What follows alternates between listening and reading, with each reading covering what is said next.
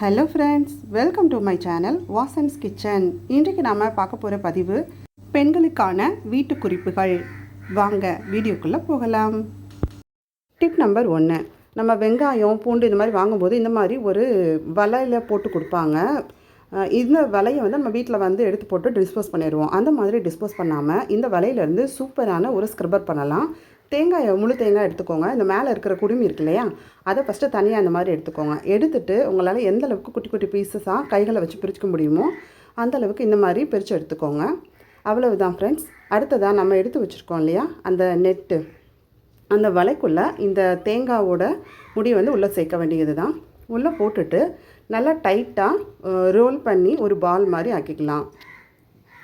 நம்ம ஸ்க்ரப்பர் எல்லாம் இருக்கும் இல்லையா, ஸ்டீல் ஸ்க்ரப்பர், அந்த ஷேப்புக்கு நல்லா டைட்டாக இறுக்கமாக பண்ணிவிட்டு மேலே ஒரு நாட் மாதிரி போட்டுட்டோம் அப்படின்னா நமக்கு ஒரு சூப்பரான ஸ்க்ரப்பர் கிடச்சிரும். இந்த ஸ்க்ரப்பரை வச்சு நம்ம பூஜை சாமான்கள் விளக்கலாம், பாத்திரம் விளக்கலாம், வேஸ்ட்டாக போகக்கூடிய ஒரு பொருள்லேருந்து சூப்பரான ஒரு ஆர்கனைசர் தயாரிச்சுக்கலாம்.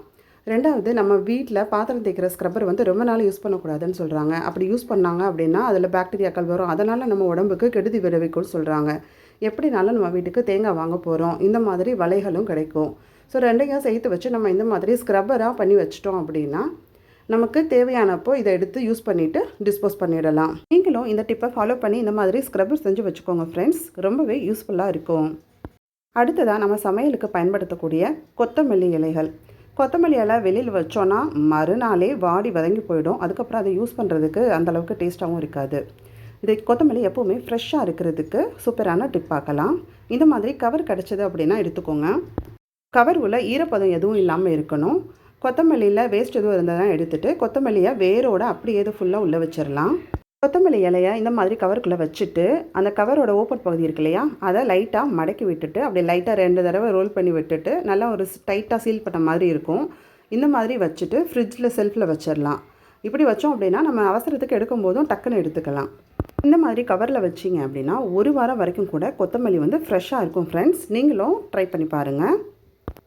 இந்த மாதிரி கவர் கிடைக்கல அப்படின்னா என்ன பண்ணுறதுன்னு கேட்குறீங்களா? இப்படி கவர் இல்லாதவங்க நம்ம பிரியாணி இந்த மாதிரி ஏதாவது ஹோட்டலில் வாங்கினோம் அப்படின்னா அதுக்கு ஒரு பிளாஸ்டிக் கண்டெய்னர் கிடைக்கும் இல்லையா, அந்த கண்டெய்னரை நல்லா கழுவி உள்ளே நல்லா காய வச்சு எடுத்துகிட்டு கொத்தமல்லியை குட்டி குட்டி பீஸாக கட் பண்ணி இந்த மாதிரி போட்டு ஃப்ரிட்ஜில் ஸ்டோர் பண்ணி வச்சிட்டோம் அப்படின்னா 1 வாரம் ஆனால் கூட ஃப்ரெஷ்ஷாக இருக்கும் ஃப்ரெண்ட்ஸ். இதே மாதிரியே புதினாவை கூட நம்ம இந்த மாதிரி கண்டெய்னரில் ஸ்டோர் பண்ணி வச்சுக்கலாம். புதினா இலைகளை மட்டும் நல்லா ஆஞ்சு எடுத்து கழுவி நல்லா காய வச்சுட்டு இந்த மாதிரி கண்டெய்னரில் போட்டு வச்சிட்டோம் அப்படின்னா தாராளமாக ஒரு 5 to 7 days நல்லா அப்படியே ஃப்ரெஷ்ஷாகவே இருக்கும். சமையல் பண்ணிகிட்டு இருக்கும்போது அவசர தேவைக்கு உட்காந்து புதினா ஆஞ்சிட்ருக்கணும்னு அவசியம் இல்லை. நம்ம ஃப்ரீயாக இருக்கிற டைமில் இந்த மாதிரி ஆஞ்சு டப்பாவில் எடுத்து வச்சிட்டோம் அப்படின்னா சமைக்கும் போது டக்குன்னு எடுத்து யூஸ் பண்ணிக்கலாம். நீங்களும் இந்த டிப்பை மறக்காமல் ட்ரை பண்ணி பாருங்கள் ஃப்ரெண்ட்ஸ். அடுத்ததாக கருவேப்பிலையும் அப்படி தான் ஃப்ரெண்ட்ஸ். வெளியில் வச்சிங்க அப்படின்னா வாடி வதங்கி ஒரு மாதிரி அப்படி கருது போயிடும். ஸோ கருவேப்பிலை ஃப்ரெஷ்ஷாக இருக்கிறதுக்கு என்ன டிப் அப்படின்னு ஃபாலோ பண்ணலாம். இந்த மாதிரி அந்த கொத்துலேருந்து ஒவ்வொரு இனுக்காக தனித்தனியாக எடுத்து வச்சுக்கலாம். எடுத்து வச்சுட்டு நல்லா வாஷ் பண்ணி துணியை வச்சு நல்லா ட்ரை பண்ணி வச்சுக்கலாம். வச்சுட்டு இதே மாதிரி கொத்தமல்லி மாதிரியே கவர் கிடச்சது அப்படின்னா அந்த கவருக்குள்ளே அந்த கருவேப்பிலையை அப்படியே அந்த கொத்தோடு அப்படியே உள்ளே வச்சிடலாம். உள்ளே வச்சு கவரோட அந்த ஓப்பன் பகுதி இருக்கு இல்லையா, அதை லைட்டாக அப்படி மடக்கி விட்டு நம்ம ஃப்ரிட்ஜில் வச்சுட்டு ஸ்டோர் பண்ணிக்கலாம். இந்த மாதிரி வச்சோம் அப்படின்னாலும் கருவேப்பிலை 1 வாரம் வரைக்கும் கூட ஃப்ரெஷ்ஷாகவே இருக்கும். ஃப்ரிட்ஜ் இல்லாதவங்க கருவேப்பிலையை ஃப்ரெஷ்ஷாக எப்படி வச்சுக்கிறதுன்னு பார்க்கலாம். அந்த கருவேப்பிலையை தனித்தனி கொத்தாக எடுத்து வச்சுக்கலாம். ஒரு பிளாஸ்டிக் கப்பு இல்லைன்னா கண்டெய்னர் ஏதாவது ஒரு இதில் உள்ளே தண்ணி ஊற்றிட்டு அந்த கருவேப்பிலையோட அந்த கொத்தோட அடிப்பாக இருக்கு இல்லையா, அது உள்ளே தண்ணிக்குள்ளே இருக்கிற மாதிரி இந்த மாதிரி வச்சுட்டு நம்ம வீட்டு கிச்சனில் செல்ஃபில் அப்படி வச்சிட்டோம் அப்படின்னா கூட கருவேப்பிலை ஃப்ரெஷ்ஷாக இருக்கும் ஃப்ரெண்ட்ஸ். ஆனால் இந்த மெத்தடில் வைக்கும்போது ஒரு 2 நாள் வரைக்குமே கருவேப்பிலை நல்லா ஃப்ரெஷ்ஷாக இருக்கும். அந்த கீழ் பகுதி இருக்கு இல்லையா, அது தண்ணியில் இருக்கிறதுனால ஒரு மாதிரி வலுவலுன்னு ஆகிடும். இந்த மெத்தடில் நீங்கள் கருவேப்பிலையை வைக்கிறீங்க அப்படின்னா 2 நாள் கழித்து தண்ணியை மாற்றிட்டு வைங்க. இல்லைன்னா அந்த தண்ணியிலேருந்து லைட்டாக ஸ்மெல் வர ஆரம்பிச்சிடும். இதை விட பெட்டராக ஒரு டிப்ஸ் சொல்கிறேன் ஃப்ரெண்ட்ஸ். கருவேப்பிலை கொத்துலேருந்து இந்த கருவேப்பிலை இலைகளை மட்டும் ஃபஸ்ட்டு தனியாக எடுத்துக்கலாம். அதுக்கு முன்னாடி கருவேப்பிலை வாங்கினோடனே நல்லா தண்ணியில் அலசிட்டு துணி வச்சு தொடச்சி நல்லா ட்ரை பண்ணிக்கோங்க. ட்ரை பண்ணிவிட்டு இதை ஒரு பிளேட்டில் வச்சு நல்லா காய வச்சுக்கலாம்.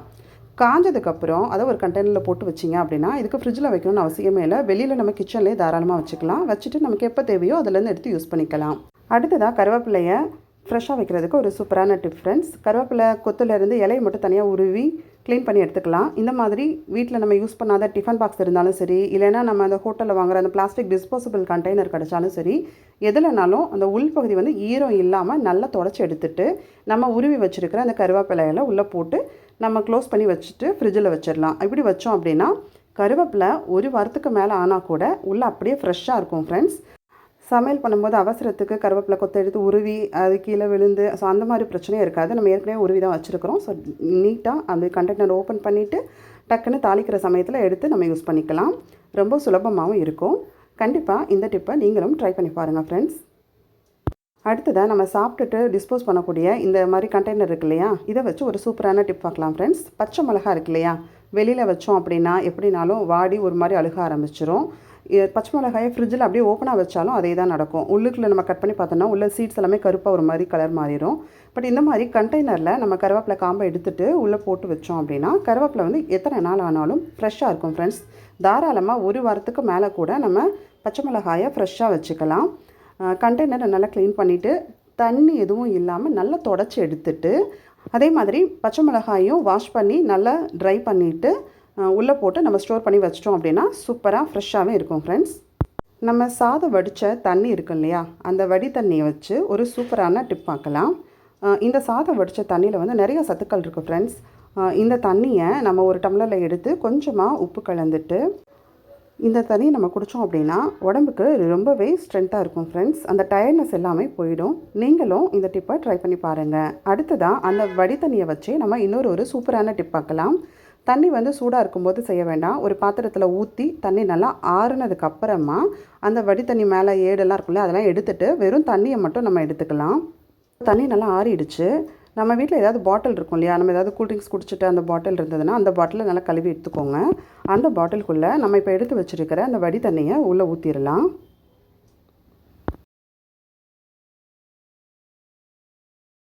இப்போ வடி தண்ணியை நம்ம பாட்டிலில் ஊற்றி எடுத்தாச்சு. துணி துவைக்கும் போது யூஸ் பண்ணுவோம் இல்லையா கம்ஃபர்ட்டு, அந்த கம்ஃபர்ட்டில் ஒரு மூடி எடுத்து இந்த வடி தண்ணியோட மிக்ஸ் பண்ணிக்கலாம்.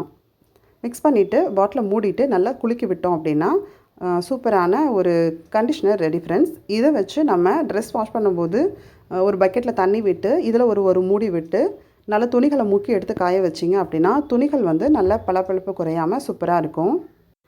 வாஷிங் மிஷினில் துணி துவைச்சா கூட நம்ம இந்த லிக்விடை யூஸ் பண்ணிக்கலாம் ஃப்ரெண்ட்ஸ். வாஷிங் மிஷினை க்ளோஸ் பண்ணுறதுக்கு முன்னாடி இந்த லிக்விட்லேருந்து ஒரு மூடி அளவுக்கு வாஷிங் மிஷினில் விட்டுட்டு வாஷிங் மிஷினை க்ளோஸ் பண்ணிடலாம். துணிகளோட லைஃப் வந்து நல்லாயிருக்கும் இந்த மாதிரி லிக்விட் யூஸ் பண்ணோம் அப்படின்னா. நீங்களும் இந்த டிப்பை கண்டிப்பாக ட்ரை பண்ணி பாருங்கள் ஃப்ரெண்ட்ஸ். அடுத்ததாக நம்ம வாட்டர் பாட்டில். சின்ன குழந்தைங்க இருக்கிறவங்க வீட்டில் பிள்ளைங்களுக்கு பிடிச்சதா டிசைனாக பார்த்து வாங்குவோம். ஆனால் கொஞ்ச நாள் கழித்து அதை யூஸ் பண்ணாமல் அப்படியே போட்டுருவாங்க. இதை நம்ம யூஸ்ஃபுல்லான ஒரு ஆர்கனைசராக யூஸ் பண்ணிக்கலாம்.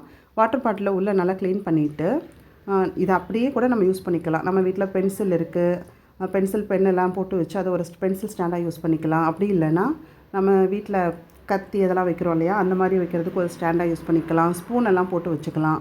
ஸோ நம்ம தேவைக்கு ஏற்ற மாதிரி இந்த வாட்டர் பாட்டிலை யூஸ் பண்ணிக்கலாம். இதை இப்படியே யூஸ் பண்ணிக்கலாம். இல்லைனா அந்த மேல் விளிம்பு பகுதி இருக்கு இல்லையா, அதுக்கு ஒரு கலர் செல்லோ டேப்பு அந்த மாதிரி எதையாச்சும் நம்ம ஸ்டிக் பண்ணிவிட்டு வச்சிட்டோம் அப்படின்னா கூட பார்க்குறதுக்கு சூப்பராக இருக்கும் ஃப்ரெண்ட்ஸ். வேண்டான்னு தூக்கி போடுற பாட்டில்கள்லேருந்து இந்த மாதிரி நமக்கு பிடிச்ச மாதிரியான ஆர்கனைசர் செஞ்சுக்கலாம். இல்லை அப்படின்னா இதில் நீங்கள் தண்ணி விட்டு ஃப்ளவர் வாஸாக கூட யூஸ் பண்ணிக்கலாம். ஏன்னா வெளியில் அவுட்டரில் வந்து இந்த மாதிரி ஏதாவது டிசைன் இருக்கு இல்லையா, ஸோ பார்க்குறதுக்குமே நல்லாயிருக்கும். அடுத்த வீடியோவில் பார்க்கலாம் ஃப்ரெண்ட்ஸ். தேங்க்ஸ் ஃபார் வாட்சிங்.